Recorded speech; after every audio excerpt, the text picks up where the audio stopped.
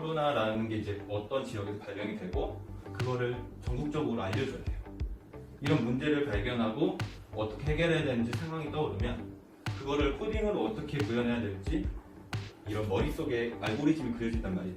이런 사고를 떠올리려면 컴퓨팅적 사고를 갖춰야 되는데 먼저 이제 어떤 문제가 떠오르면 그 문제를 해결하는 방법을 찾고 그거를 계속 해결할 수 있는 사고를 기르는 걸 이제 제기적 사고라고 하거든요. 그래서 어떤 문제를 계속 해결하려고 끊임없이 공부하는 그런 부분도 설명을 하고 있고요. 코딩을 짤 때 어떤 A라는 기능을 구현해서 코딩을 짜기보다는 이거를 이제 분석하고 설계해서 A라는 기능이 어떤 변수에 또 막혀서 다른 A 플러스라는 기능으로 짤 때 좀 더 편하게 짤 수 없을까? 약간 이런 것들을 개념화할 수 있고요. 또 코딩을 짤 때는 그 CPU의 코어라는 게 있어요.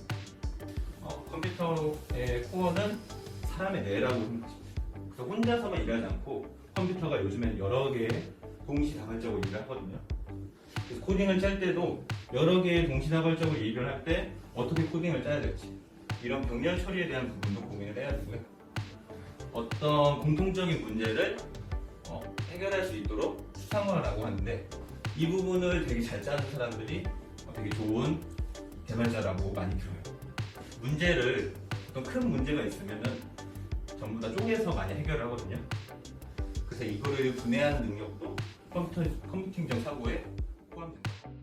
수학 같은 경우는 수학 문제가 주어지잖아요.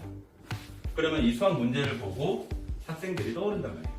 아, 이거는 이렇게 방정식을 세워서 x값을 구하고 또 그 x값으로 어떻게 활용하면 정답이 나오겠다 라고 이렇게 머릿속에 그려지거든요. 그게 일련의 알고리즘이에요. 그래서 그 알고리즘으로 이렇게 막 푼단 말이에요. 그리고 또 과학 같은 경우는 어떤 자연적인 현상을 이제 내가 어떻게 분석하고 바람이 왜 여기서 불까? 기압 차이 때문에 그렇구나. 이런 자연적인 현상을 분석하고 이제 해석 협조하면 컴퓨팅적 사고에 충분히 연계가 된다는 거예요.